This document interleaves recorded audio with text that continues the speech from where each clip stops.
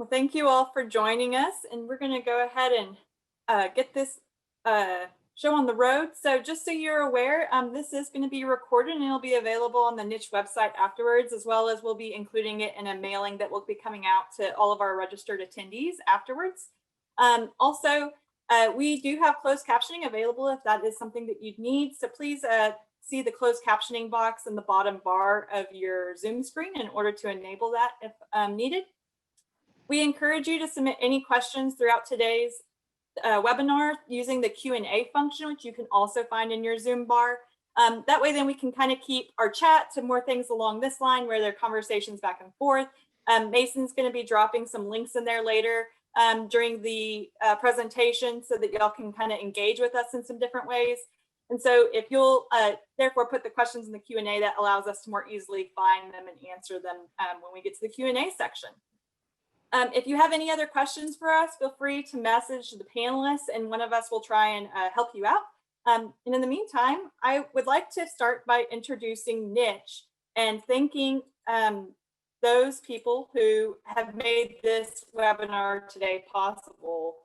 So for those of you who are not familiar with us, the National Initiative for Consumer Horticulture, our mission is to grow a healthy world through the art, science, and business of plants, gardens, and landscapes. And so we're going to be talking a little bit more about what consumer horticulture is today, why it's important, what it means to you. But I'd like to take a second to thank Mason Day, the head of the webinar committee, Missy Gable, myself, and Heather Kirk-Ballard. And then also today we are joined by Alan Owings, who's going to round out our panel discussion.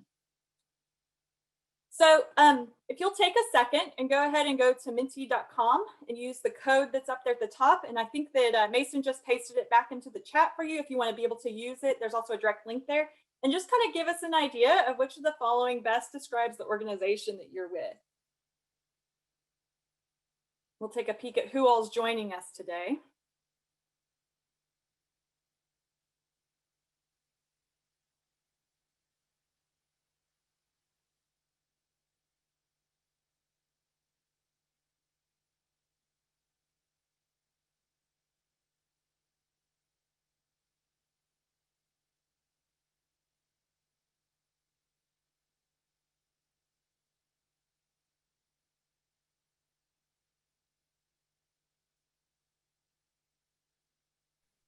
Not to get into politics, but this reminds me a lot of the election coverage as we see things shift up and down as we go through. I think we've all seen those charts the last couple weeks, but yeah, great tool, Lauren. This is cool. Oh, thanks. Well, it'll be nice if it updates a little bit quicker, but that's okay. So the other side of this too is that I'll be taking the final chart out of this and including it with the materials that are sent out at the end of with our email. And so for those of you who are curious as to what the final results of this look like, then just know that we'll be including that in that email. It looks like we're joined today by a lot of extension people, industry, either growers, suppliers, the landscape industry, things along those lines. As well as a few others. So thank you so much for taking the time to fill that out. And then don't go too far. We're actually going to go ahead and jump into a second one. Mason's going to post that up there. And we're going to take a peek at just how would you describe the consumer horticulture industry. So choose 3 words that kind of describe the consumer horticulture industry to you.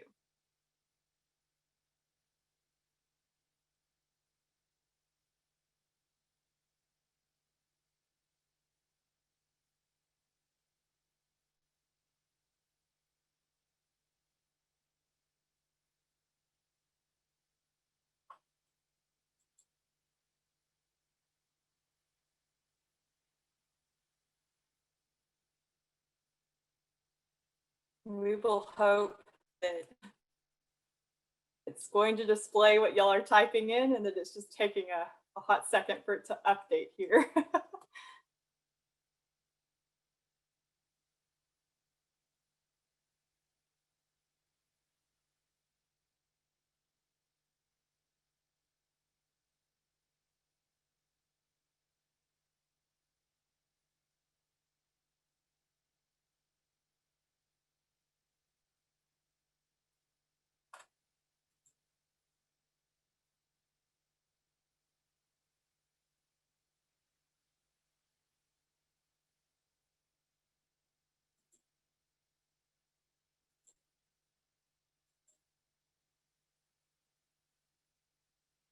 This is the part of the presentation where I start sweating a little bit, worrying about whether or not this is actually working.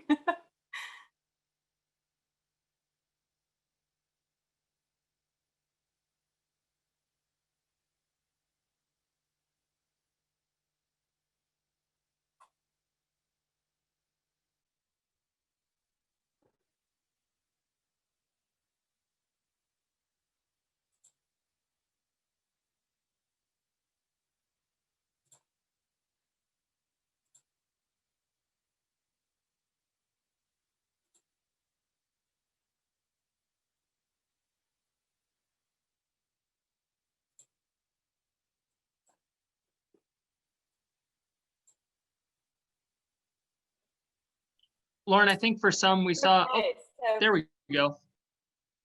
I'm just bringing it over from the website. I think it's taken a second to load into my PowerPoint. So we've got landscape needs, emotion, fun, color, fascinating, dynamic, welcoming plants, spring, gardens, interactions, flowers, nurseries, greenhouses, wholesale, gardening, gardeners, plants, sustainability, landscapers, community engagement,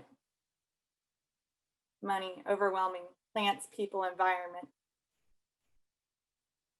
Thank you all for taking the time to write in those. It's really useful to be able to see kind of what people's interpretations of the industry are, or what words you might use to describe them. So thank you so much. All right, so we're going to dive back into our PowerPoint now. So this is a list that's previously been generated within the National Initiative of Consumer Horticulture of those who may fall within consumer horticulture. And sorry, silence your cell phones. And anyway, so if you don't see yourself within here, that's actually something we'd be interested to know. This is, very kind of broad, some examples and things along those lines. But consumer horticulture is a very diverse and vast field that encompasses many different individuals. And so we're going to dive into just a few of those today, represented kind of by 4 different main sectors. And so today you'll hear from myself. I'll be talking about the nonprofit and public garden world. You'll hear from Mason Day, who is going to talk about our allied industry partners. You'll hear from Missy Gable, who's going to touch on extension and what that might bring to the table, as well as kind of an academic perspective. And then Alan Owings, who really honestly could talk about any of these, but today is going to be focusing on the retail sector of the industry. So since I get to kick this off, I'm Warren Garcia Chance, and I'm the outreach manager at the American Public Gardens Association. At the American Public Gardens Association, we pride ourselves as with our mission of championing and advancing public gardens as leaders, advocates, and innovators in conservation and appreciation of plants. And while that does tell you some of what we as a nonprofit and related to the public garden world do, I think really what gets more at it is part of our description that talks about how we work to provide the tools and support industry professionals need to better serve the public while preserving and celebrating plants creatively and sustainably. So with that little information about me, as I mentioned, I was tasked today with covering both the nonprofit and public garden worlds.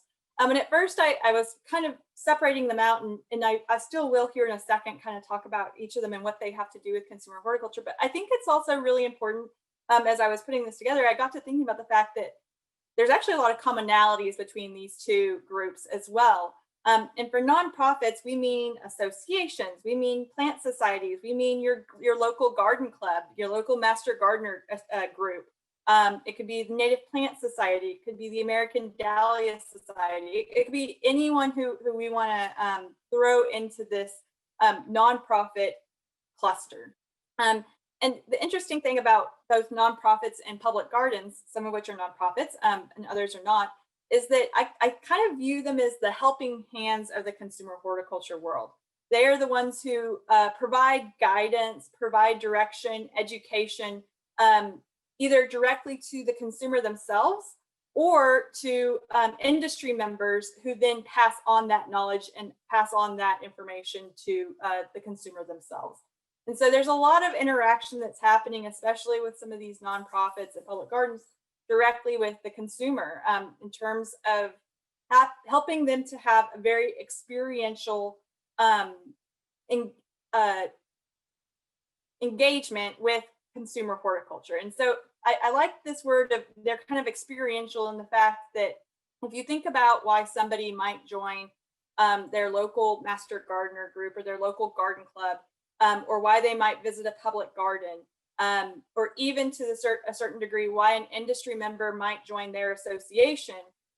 Sometimes it's the purely social and networking component of this. And so horticulture is sometimes beyond just the plants themselves. It's why are people engaging with plants? And I think these two sectors really speak to that social component of wanting to engage with people, also exploring something new, getting out of a comfort zone, and really learning. The education component of this is, I think, also critical in the sense that these are really great, reliable sources for the public of information that's often been vetted and handed down from the academia side of things, that gives the public a place to go that they know the information they receive is going to be tested and true. There are some differences between public gardens and the nonprofit sector in terms of how they're engaging with consumers. So if you've ever heard me talk about consumer horticulture in public gardens before, you know that I enjoy saying that I kind of perceive public gardens as a way, as partly a way of being they're a gateway drug to consumer horticulture, because you have a lot of people who happen to wander into a public garden very unsuspecting of where that path may eventually lead them. And before you know it, they're hooked, and they're growing their own plants. They're engaging in other ways. Partly because public gardens, to me, do a really great job of drawing in attendees that aren't necessarily there for the plants. They come in for the learning opportunity. They come in for the exhibit that's on display. They come in for the cafe that's on site. Whatever the case may be, there's a lot of other factors that initially might draw in a potential consumer, and then eventually they're captured and brought in.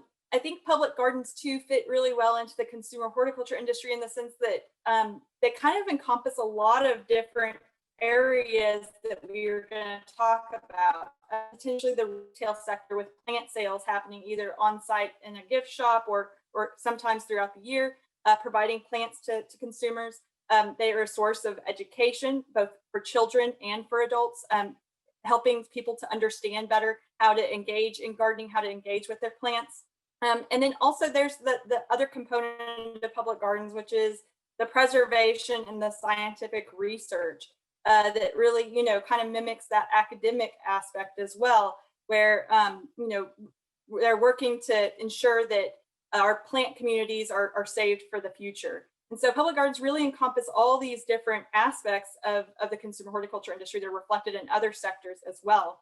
And then if you look at nonprofits have the advantage of really kind of helping to guide and create the framework for the rest of the consumer horticulture industry.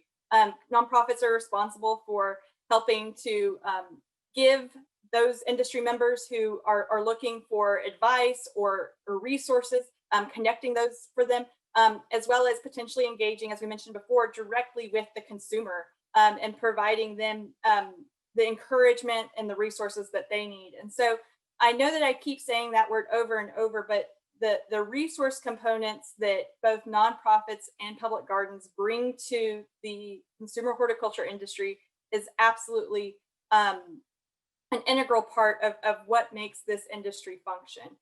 Because as we've seen over and over, especially during the pandemic, it's very easy for someone to enter into the horticulture world and begin gardening in their own gardens, only to become frustrated and walk away whenever they have plants die or whenever a storm comes through and wipes out their crop or whatever the situation may be. Frustration is definitely part of the consumer horticulture journey. And it's something that I think both public gardens and nonprofits can be there to push them past that frustration point to keep going, as well as provide those resources that would help them to be able to tackle those issues. So the next part that we were supposed to kind of answer was, what, or I guess one of the first ones was supposed to be, what is consumer horticulture to you? But I actually wanted to kick off with like why these sectors are important to consumer horticulture before I got this to hear. And you're going to hear lots of different perspectives on this as, Missy and Mason and Alan all talk. But mine might be a little bit different in this sense. I think consumer horticulture really goes beyond gardening, because if we can, as the goal at NICH says, get every household participating in consumer horticulture, it's more than the fact that we're driving the revenue for the industry. It's more than the fact that we're getting people interested in plants. It's that if they have a plant that they're caring for and nurturing, it connects them better with nature, and they're going to feel that attachment with nature. And not to, just, get very large and dreamy, but I think there's the possibility that consumer horticulture can save the planet. If we get people gardening and we bring this awareness of nature and their connection to it, suddenly people are going to become more aware of plants that are at risk of extinction. They're going to become more aware of what's going on in the rainforest and what's going on in terms of deforestation, climate change. It has all these ramifications of where you can build after somebody actually plants a plant and they become connected to that. And so I think it's really about taking that connection to plants and gardening and taking it beyond that and really seeing the impacts that we can have in the long run. And that's why I think it's so important as an industry for us to really join together, is because when we work together, all these different sectors working towards one goal, we can actually see crazy things like consumer horticulture saving the planet actually happen. So I'm going to get to my why join the industry. So why are you part of consumer horticulture? And actually, I was explaining to my husband last night about this presentation and what it was, and it took me actually explaining to him to really kind of put it into words to bring it to y'all today, which is great. And it's kind of a weakest link kind of situation where there are so many of us who function in our own silos, that live within our own organizations, our own kind of in particular industries, that if we silo ourselves and we don't all work together and come together to recognize what we can do as a whole within the consumer horticulture industry, it's going to create a weak link. And so by all building together, that weak link no longer exists. We're all coming underneath one tent. We're all helping to lift the industry as a whole. And so to me, that's the why consider yourself part of consumer horticulture. Why join is, in general, if we can all come together and recognize that we're part of this greater whole, we can lift each other together. And as I mentioned, I think that some of our other speakers today are going to get into a little bit more detail about that. But without further ado, I'm going to turn it over to Mason. Hey, everybody. Thanks for joining us today. Sorry, I'm going to leave my video off just to save some bandwidth, but I assure you I am fully clothed, look great.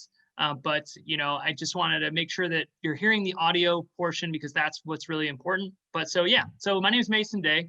I am the one of two NICH co-vice chairs. So maybe I can give you a little bit at the end of this too. If you have any questions about the logistics of that, I can help you out with that as well. But in my daytime role, I am the head of community and sport at J.R. Peters. And so we are a manufacturer and producer of water soluble fertilizer. So really, I'm coming at this presentation today from the angle of a supplier or third party sort of company, if you will. When you think of consumer horticulture, and we saw that the word map and plants were mentioned a lot in the consumer horticulture definition, as they should be. But realistically, there is a plethora of different companies that interact with our industry and play a role in our industry, the industry of consumer horticulture, that never touch a plant. We don't sell plants. We sell some of our stuff, we don't even sell to consumers themselves. So really, that's where I want to bring in some perspective. So if you're saying, I don't know how we fit into consumer horticulture. We may make goods that are consumed by horticulture people and consumers, but we don't necessarily do anything directly. There's still a place here for you, and there's a reason why it's important. A little bit of background about myself. Most of you I've probably met or had a conversation with as I'm looking through the attendees. But yeah, a little bit about me. I'm born and raised in the industry, have a degree in agricultural sciences from Cornell. But my focus really, as I've kind of come into the professional world, is to inspire more consumers to engage with the world of plants around them. And that's really in any way that they can, whether it's purchasing plants for their own enjoyment, or if it's getting people out into nature. That's what I'm about. And I do that through, one, my job, and also my role with NICH, as well as my roles with American Bloom, Seed Your Future, and American Hort. You're good, Lauren, if you want next slide. So from my angle, when we talk about the what of consumer horticulture, we talked a little bit about the goal at NICH is that every household participates in consumer horticulture. And really, at the household level, it's just participates in horticulture, right? So if you're a consumer, maybe that consumer part is invisible to you. But we talked about this, is what does that mean? Does that mean that we need every household buying X dollars worth of plants? No, we just look forward to every household looking at our industry and understanding the role that it plays and enjoying the role that plants and the industry have in society. And so, this goes to things like getting involved with extension, or taking a day trip out to a public garden and enjoying that, and just being inquisitive about the world around them. We have a term in the industry that I'm sure you've heard of, is the plant blindness. Plants are in every movie, they're in every commercial, but a lot of times they're not the focal point. And what we work to do is to bring our industry back to the focal point, understanding that there are careers, that there are jobs, that there are products here being made that are fueling the economy, as well as the well-being of people all across the nation. So for me, consumer horticulture includes any act by a consumer to engage in the world of plants with intent and in a productive manner. So, that intent is key. So anybody that's watching the movie and it's, they're seeing all these plants, and somebody looks at that movie and says, wow, did you see all the gorgeous maples that are on this set? Yeah, sure, that's a tiny interaction with our industry, but just acknowledging what's going on from the world of plants, that's a win for me. Next slide, Lauren. So for us, at J.R. Peters, we're really a third-party company. We don't make or sell plants. We don't really market plants. We have a product that plants use. Everybody here eats and drinks, and so do plants. And so we make fertilizer, and most of the time we don't even sell it directly to consumers. So realistically, we have fertilizer for professional growers and consumers, but all of that is sold through distribution. And, we view ourselves as important pieces to the consumer horticulture puzzle, not necessarily, sorry, my dog is in the background, as you all understand with these Zoom calls, but, we're success agents. And while our day-to-day jobs may be to produce fertilizer products, our role is to ensure that people not only have our products, but have success no matter what they're using. And realistically, we want people to have success with the industry as a whole so that they continue to re-engage. And so, Lauren, next slide.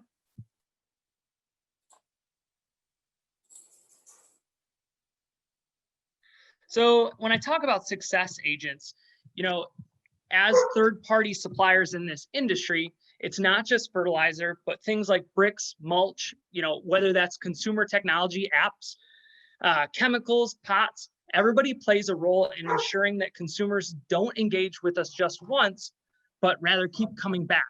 And success, it's more than just growing a plant, but it's that key that people are enjoying what they're doing and the overall experience. For example, when we talk about mulch producers, their job isn't just to produce mulch, but they're producing a product that makes a garden look finished, and goes for technology and even art if it adds to the experience of what we're doing. Next slide.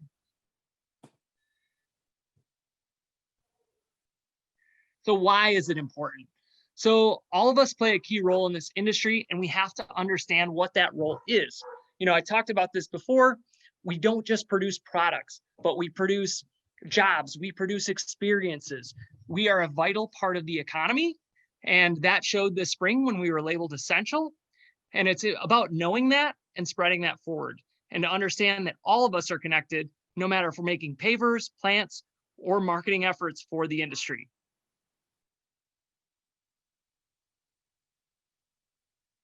And with that, I think I'm passing the bill to Missy. Take it away. Great. Thank you so much, Mason. Hi, everyone. Thank you for joining us today. My name is Missy Gable. In my day job, I work as the statewide director of the University of California Master Gardener Program. In my volunteer capacities, I volunteer on the NICH executive team with Mason as the scribe, and I also am here representing the Extension Master Gardener National Committee. I wanted to come today and share a little bit about my section of the consumer horticulture industry. I work in academia. We have many extension folks on this call today. Specifically, what I want to share is about the Extension Master Gardener Program and where we fit within consumer horticulture. Next slide, please. Now, the Extension Master Gardener Program is a component of cooperative extension. Cooperative extension was established through a series of federal acts that essentially bring science into community. And so we're a part of that environment. In terms of consumer horticulture, cooperative extension and the Master Gardener Program have impact we have multifaceted impact within consumer horticulture. So we impact the economic value of consumer horticulture. That's through research that's done and also extension work that promotes the enjoyment, appreciation, and purchase of plants for home gardens and landscapes. We work in the environmental space. We have researchers looking at invasive plant modeling, at climate change modeling, and how we can adjust and respond to these things. Our Extension Master Gardener agents work very heavily in this area as well, promoting the use of pollinator plants, of low water plants, and planting the right plant in the right place, so on and so forth. And then we work very much in the social aspect of consumer horticulture as well. We all know that there are incredible physical and mental benefits to our interactions with plants, whether that's with gardening or simply taking a stroll and appreciating a natural space or a planted space around us. So the Extension Master Gardener Program and cooperative extension work in all three of these areas. And I'm going to go a little bit deeper into that now. Next slide, please. All right, so for those of you who don't know who we are, the Extension Master Gardener Program, again, we're a component of cooperative extension. You can find us in your state. Our mission is to extend research-based information that empowers home gardeners to grow better and healthier fruits and vegetables, to be sustainable landscape practitioners, and also to get out and enjoy the garden. Like I said, enjoy a natural space, whether it's one that you plant yourself or it's one that you appreciate in your local community. So that's what our volunteers do. Next slide, please. A couple of statistics about kind of who we are. So according to the National Gardening Association, 80% of US households garden.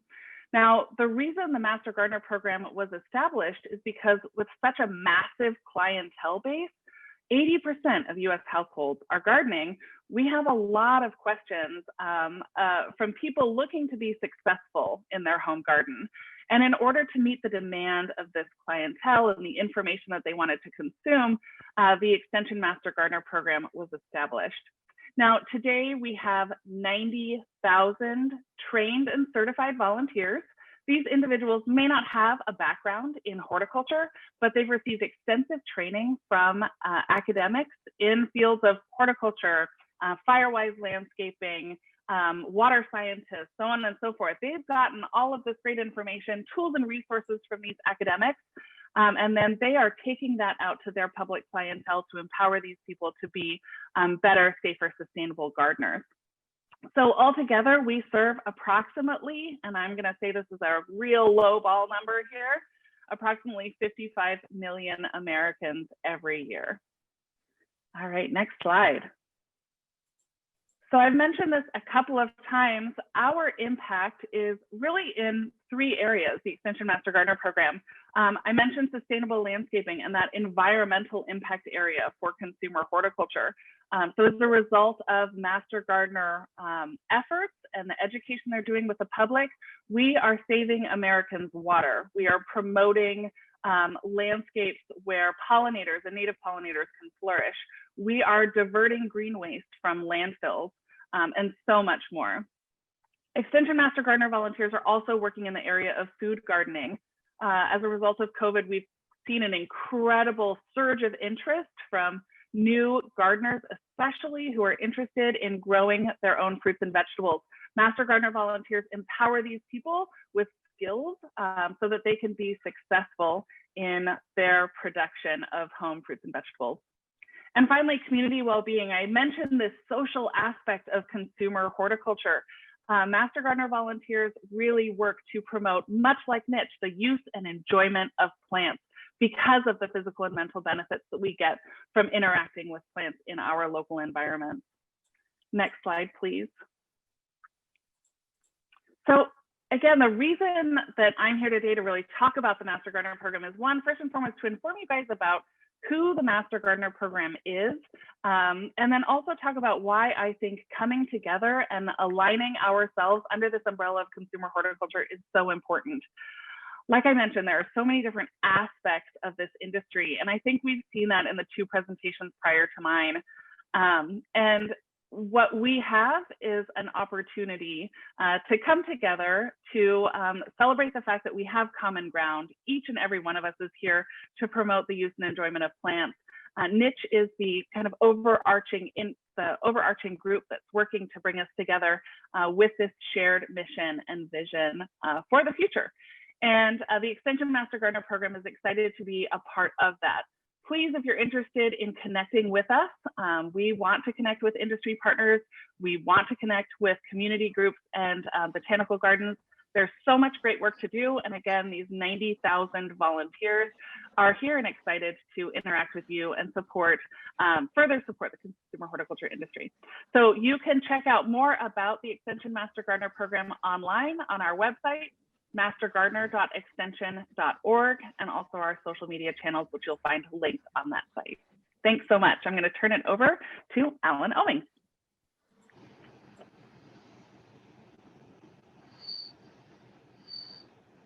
Okay, good morning, everyone. I really appreciate the opportunity to be here on the National Initiative for Consumer Horticulture panel discussion. I'm in Louisiana, and I spent 27 years at the LSU Ag Center. I was the extension specialist for the commercial, nursery, landscape, and garden center industry, and I also did a lot of consumer horticulture and Master Gardener work when I was at LSU. I took early retirement, and I'm working as a horticulturalist at Clegg's Nursery in Baton Rouge and at Bracey's Nursery in Amite. Clegg's Nursery is an independent retail garden center. We have 4 locations. Our annual sales are #1 in the state of Louisiana. And Bracey's Nursery is a 240-acre wholesale nursery in Amite, about an hour north of New Orleans. And we sell to independent retail garden centers. That's about 60% of our sales. And the other 40% of our sales is to landscape industry members. So what is consumer horticulture to me? If we can go to the next slide.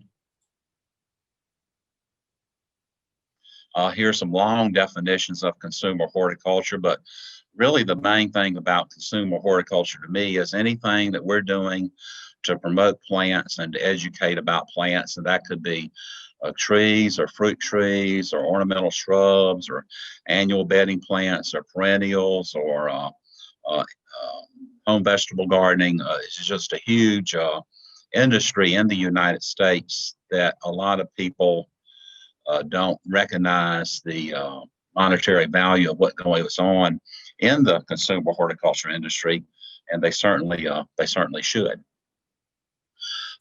Basically plants, people, and the environment. That's kind of also what I think about on consumer horticulture. So this is just a bulleted list, and I just started thinking about this and started making a lot of notes. And any kind of business that you have at the independent retailers, feed stores, mass merchandiser, garden centers, um, sales of all the horticulture plants. People don't think about landscape maintenance and landscape construction and landscape design that occurs at residential property. All that's a very significant industry. For every $1 of plants that are sold at the wholesale level, you have $7 of financial input in the landscape. So your wholesale production does exponentially translate to a lot of dollars spent in landscaping. Any kind of education of home gardeners, no matter who is educating that group, as we've been talking about the Master Gardener program, horticulture therapy, public gardens, botanical gardens, nature preserves, all the park and parkway programs and nature trails that are going on across the United States right now, interior scaping, green roofs, firewise landscaping, school gardens, the major interest in pollinator plants. A lot of consumer horticulture bullet points there for you all to consider, and I'm sure I've left off one or two things. So a few things that we do at Bracey's Nursery and at Clegg's Nursery. Bracey's Nursery is wholesale, but we put together some packages and some promotion material and some marketing ideas that our independent retailers can use. So we have the Beneficial Blooms program, which is our pollinator plants, the annual and perennial flowers that attract pollinators. And we provide some material to our independent retailers to help them educate their customers about pollinators. You'll notice now at garden centers, many garden centers are trying to group all the pollinator plants together in one area of the sales area. One of the top groups of plants that people come to the garden center for now is pollinators. So we think that program's worked well for us. We also have a Rhapsody in Color program, which is our annual and perennial flower program. We have our Tropical Paradise program, which is our tropical plants, which are very big in the Gulf Coast and Gulf South USA, Southeast USA. And our foliage plants go into the tropical plant program also. So we think we're reaching more home gardeners, and we're trying to give our customers at the retail garden centers that buy from us some information that they can deliver to their end user. And we have a few other posters and things that we promote. We sell a lot to independent retail garden centers. We sell to feed and seed stores, those kind of places. We don't sell any to mass merchandisers, but we try to work with our customers to let them know there's advantages of shopping local, and there's a community advantage, there's a quality advantage, and there's many other advantages to trying to get the consumer in your local area to buy local and shop local for more locally grown plants that are recommended locally by your land grant university. And we think all of this is a good tie-in and connects us at Bracey's Nursery to places like Clegg's Nursery and other garden centers that we sell to help them and to educate the home gardeners. So one more slide that we'll finish up with. So how was retail in 2020? I don't really know if we wanted to specifically address this, but this is kind of what I wanted to finish up with, to show the momentum or the potential momentum that we have in consumer horticulture. Basically 13 to 19 million new home gardeners this year. And it looks like spring of 2021 is projected to be very good also. We need to be promoting that horticulture is essential. There was very good sales across all horticulture commodities this year. All the allied supplies for horticulture at the consumer level was very good. Vegetable gardening was tremendous. People wanting to plant fruit trees was tremendous. When people were buying their seed, this spring. They were buying seed for the fall. They were buying seed for next year, and this has continued all the way through the summer and into the fall. So I'm really optimistic about the consumer horticulture industry. At the garden centers, you're seeing the different generations of gardeners coming in. You're seeing more 20 and 30-year-olds, and they're gravitating toward the foliage plants and the succulent plants, and they're trying to do their first vegetable gardening. And the vegetable gardening trend has gone from, a half acre in the rural countryside in the backyard to growing vegetables in containers on the patio at the apartment. So we need to continue to educate, and we need to continue to outreach to these new gardeners, because they also don't have the horticulture gardening knowledge that some of the older generation of folks currently have. So consumer horticulture is big business, and it's also related to the commercial horticulture industry in every state. So usually the more commercial horticulture you have, the more potential consumer horticulture you have. So that's just a few of my comments and thoughts this morning, and I appreciate the opportunity to be on here with everyone else. Thank y'all very much. Thank you so much, Alan. And if y'all I really appreciate and if y'all need to contact me, there's my email. I'll be glad to visit with anybody who's listening today. Thank you, Alan. So I'm going to try and kind of bring all these components together very quickly through kind of a story that I think a lot of you can relate to, or that I hope you can. So I want you to meet the Smiths. Both Jane and John Smith have been working from home since COVID started. They live in an apartment in the city. Jane is into healthy eating and working out, while John spends his spare time practicing his love of photography. Jane and John, however, have been spending a little too much time cooped up in the same rooms with the same people, and are beginning to feel the eyes of isolation. Jane sees a friend post on social media about public gardens by using a really great graphic that was put together by some group called NICH. And Jane and John decide to go out and go for a walk at their public garden. What a beautiful, quiet outdoor area to get away. After their walk, Jane and John feel much more relaxed, and they realize they love getting out of the house and getting some fresh air. They decide to make walking at their local public garden a habit and enjoy the time together and the activity of it. One day while walking, Jane and John's attention is captured by an incredibly stunning flower. They pass it on their next few walks, and finally Jane can't stand it anymore.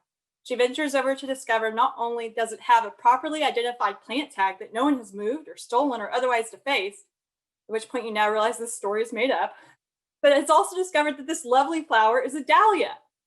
John snaps a few pictures, marveling at its beauty. That night, Jane and John can't stop talking about the dahlia in John's pictures. Jane decides to find out if she can grow a dahlia. She knows that she has limited space on her balcony, and she and John have never tried growing a plant before outside that one spray-painted succulent that her friend Lisa gave her for her birthday that died within a month. Anyway, so Jane decides to do a quick search on how to grow dahlias. Miracle of miracles, the first return entry is from a very reliable source, the American Dahlia Society. The American Dahlia Society explains in easy-to-understand terms how to begin the adventure of growing dahlias, including how to grow them in a pot. John decides to get in on the adventure and does his own quick Google to determine where to buy dahlias. Their local nursery comes up in the search results, as well as several mail-order plant companies. The next day, Jane and John venture to their garden center. They're greeted by their friendly retail horticulturalist, although let's be real, they don't know that term yet, who cheerfully explains the difference in the varieties. Jane and John pick out their new tuber and now need a pot and soil to make this thing happen. After careful consideration and some really great labeling, a pot and some media are selected, and Jane and John are off to the races. Jane and John are fastidious about their dahlia, watching and waiting for their first leaf. And finally it happens. Their dahlia is beginning to grow, and with it, so does Jane and John's confidence in growing plants. Jane's been unhappy with the large amount of junk food she's been eating during COVID. Or maybe I'm self-projecting. Anyways, Jane wants to give John and her the opportunity to eat more vegetables and fresh produce. Jane goes back to the web and, using the NICH vegetable gardening survey, finds her local university extension and several articles about how to grow vegetables on her balcony. There are even some really great articles talking about the university's recent research regarding sunlight and how to use artificial lighting in her apartment to grow even more plants. Who knew gardening in an apartment was even possible? Now, Jane and John enjoy sitting outside on their balcony and taking in the literal fruits of their labors. They've put in an offer on their first house with a yard and are already looking at the possibilities of lawn care and growing organically thanks to incredible articles they've found written online by various garden writers. They've even started following this podcast called Garden DC. Oh, hey, Kathy. The Smiths have become consumers of horticulture. They're reaping the benefits of plants while helping our industry to grow. Every part of their journey, from the public garden to the American Dahlia Society, to a great experience with their retail gardener, to being able to easily secure soil and pots, to extension materials, garden writers, and more, was absolutely integral to their success and their continued engagement. So while I may not have mentioned your specific business or organization, I hope that you can picture how you might fit into their story or one that is very, very similar. So with that, I'd like to turn it over to Missy. Thanks so much, Lauren. So I really think we're in a way preaching to an already captive audience. So we all see these incredible connections between our different facets of the consumer horticulture industry. I think, Lauren, you painted a beautiful picture of what that looks like and how that all comes together. We have common ground and that we're all looking to support this incredible industry so that we can save the planet, sell more plants, get more people outside, help people promote a healthier lifestyle. Whatever it is that your end goal is, our common ground is that it revolves around plants, and it revolves around keeping this consumer horticulture industry continuing to thrive. I think a way that we are trying to do that, and NICH is working to bring us all together in this way, is to create a community of practice around consumer horticulture, similar to a commodity group. The public, the consumers, have heard about citrus, they've heard about almonds.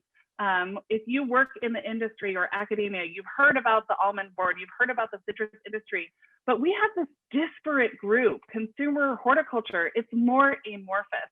And what we need and want to do is come together as a unit so that all the different facets of our thriving industry can continue to thrive in the future.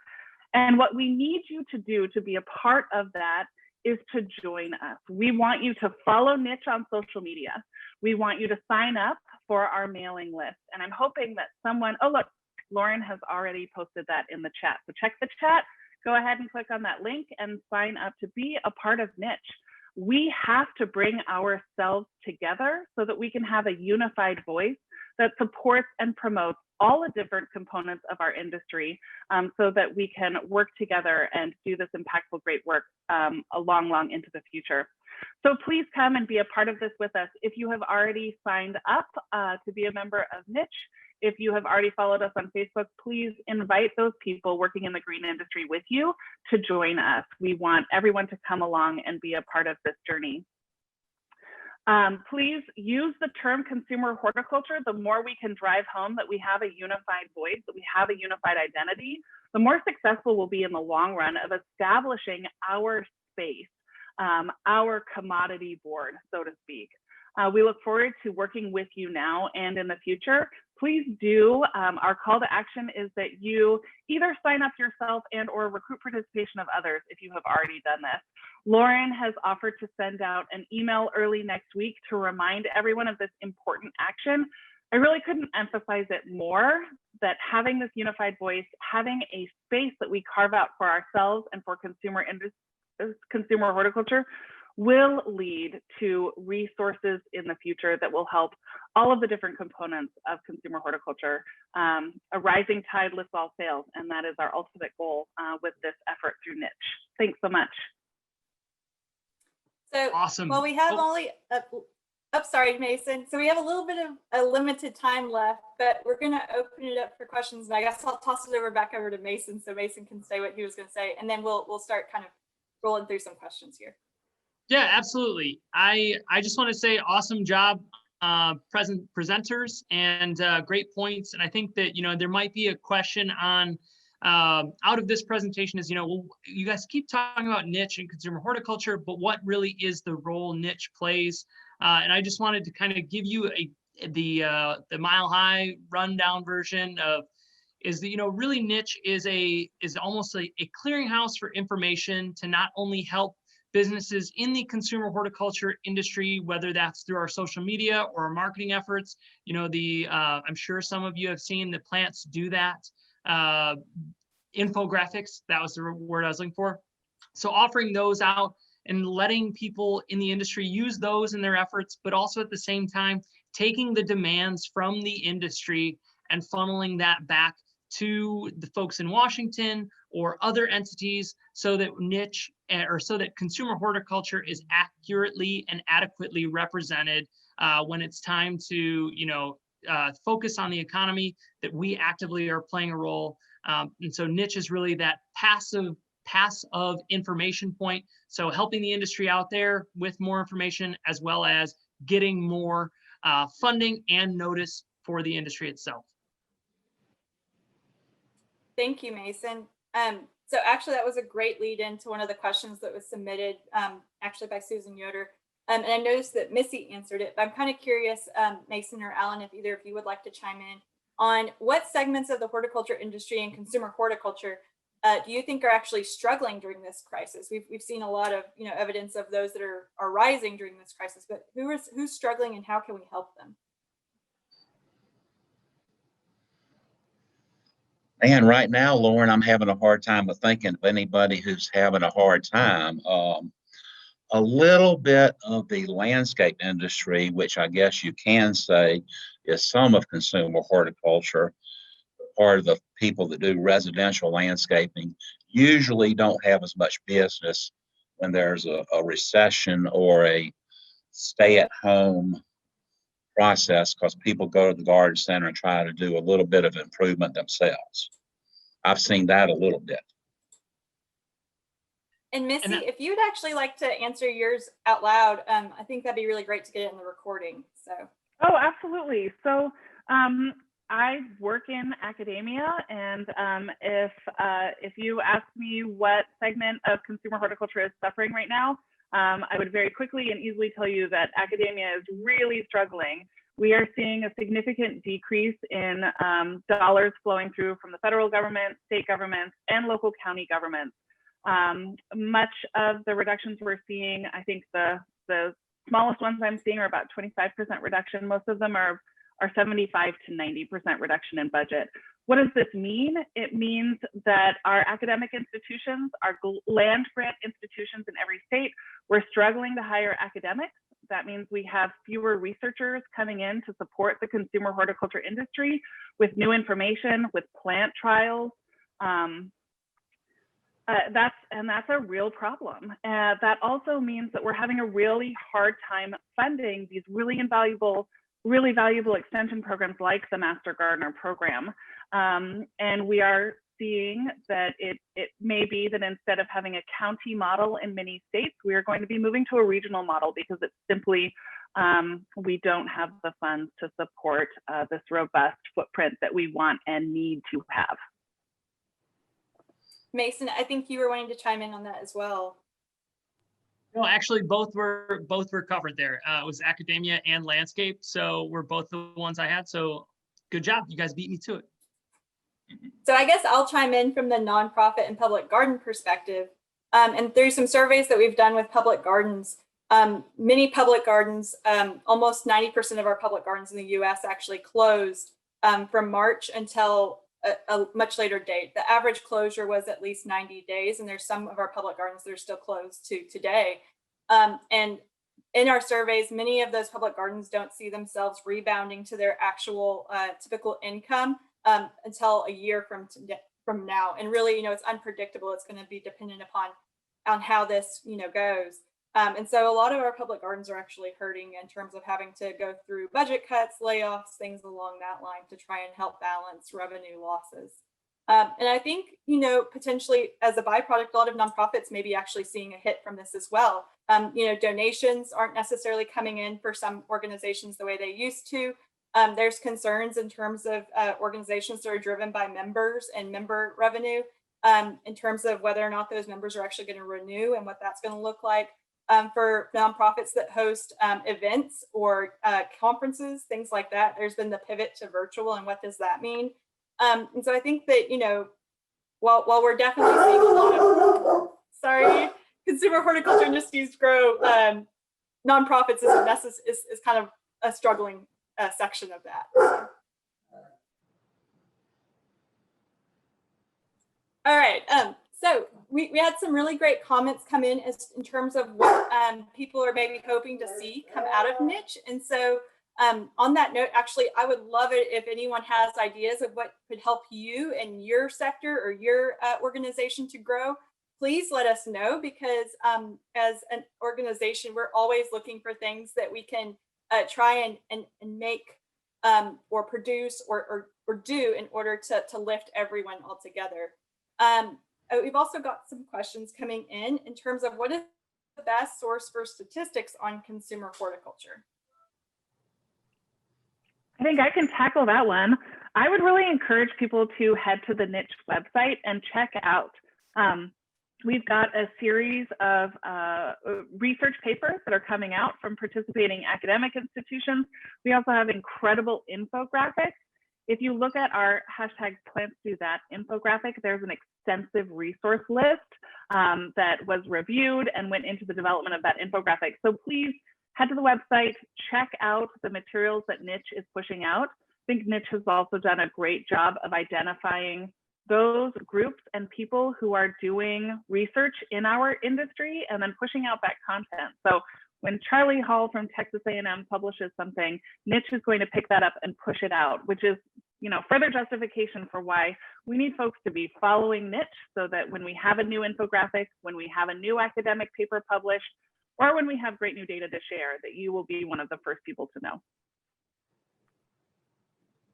Thanks, Missy. We also had a question as to what are some ways to encourage consumer horticulture in schools, such as career and technical centers, and what are some career credentials that could be made available to high school students to encourage them to enter this area? Does anybody have any thoughts on that?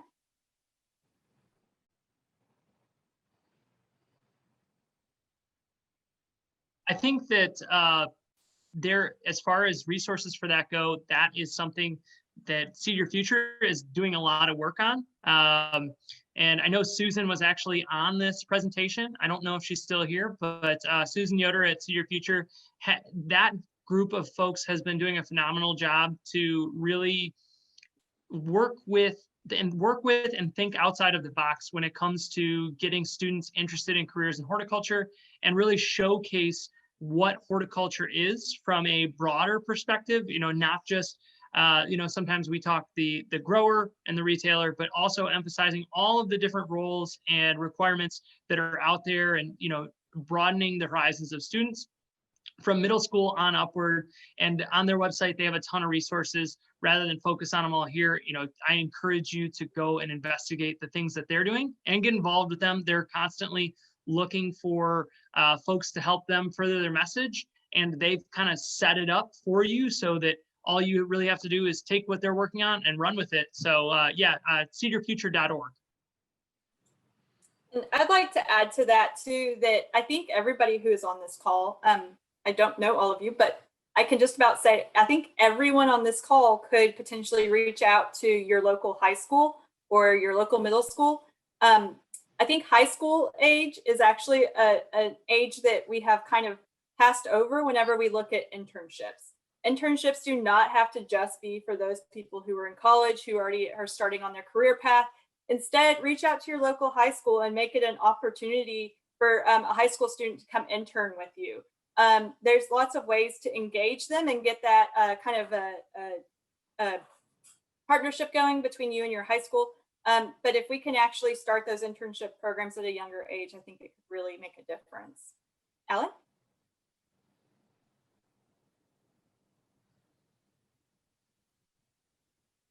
Okay, perfect. All right, with that, it looks like we may have tackled all the questions, and we're actually 3 minutes past the hour. So I'm going to go ahead and wrap this up. by saying that we'll be sending out an email that will include the recording, that will include some links as to next steps you can take. Y'all will then get with us and let us know of what we as the National Initiative for Consumer Horticulture can do for you. We would really appreciate it. And as Missy put it so well, you know, let's help all tides rise together and raise us all up and really kind of make our industry what it could be. So thank you. Thank you, everyone. Thank you, Lauren. Thank y'all.